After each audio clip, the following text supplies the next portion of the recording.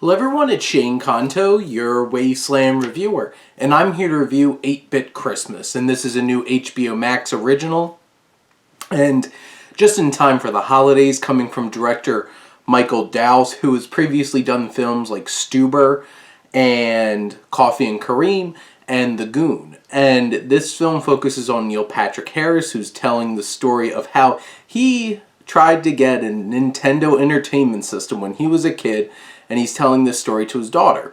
And, you know, it kind of has that Christmas Story vibe with the whole BB gun thing, Jingle All the Way, you know, that kind of like, I really wanted this gift, and doing whatever I can to get it.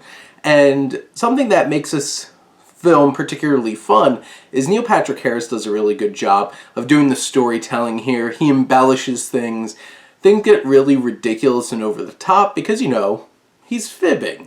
And he's telling his daughter this crazy story.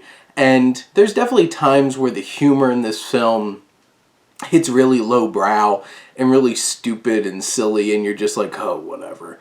But to be perfectly honest, there's a decent amount of heart here too. And especially towards the end of the film, where you really get to understand what this film's really about. It's not about a Nintendo Entertainment System. It's making that connection with your parents. And all along, this is what Neil Patrick Harris is doing with his daughter, trying to tell this story, trying to distract her from wanting to just get on her phone and communicate with other people that aren't there, but, you know, spending that quality time with your dad. And you have Winslow Fegley, who plays our young version of Neil Patrick Harris, and he does a really fine job. And he has his parent, Steve Zahn, who's, like, constantly trying to work on things around the house, but he doesn't seem to see eye to eye with his son. And the journey that they go on to develop that relationship, I think's decently earnest. And you have June, Diane, Raphael, who plays the mother, who has her comedic moments as well. There's definitely, like I said, moments that swing lowbrow and are kind of silly and just stupid and a little bit annoying at times, especially with some of the kids. But in general, I think this is something that it's predictable. You know where this is going. It's pretty familiar. You've experienced films similar to this before. But what this film has is really strong charisma coming out of Neil Patrick Harris, who's telling the story, adding that flair.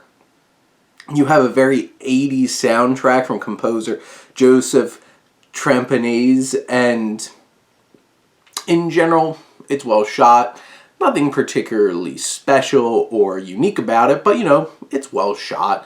You have solid young cast. You have Bellaluna Resnick, who plays Winslow Fegley's sister, and, you know, they have some interesting fun moments too, and there's a couple of decent gags throughout the film, and, you know, it has that same age-old message of, like, video games bad, they cause harm and violence, and, you know, trying to go against that kind of grain. And the story has its pitfalls in terms of, like, you know, you expect these kinds of things to happen, but it also has a few little surprises along the way.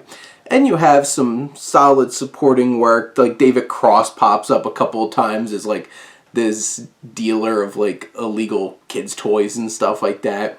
And, you know, in general, I think it has a game cast.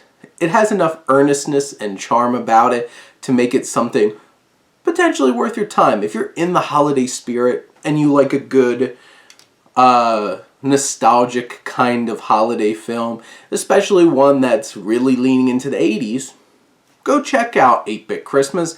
It's streaming now on HBO Max. But those are my thoughts on the film. Let me know what you think, and let's talk some movies. But thank you as always for tuning in and supporting your Wasteland reviewer.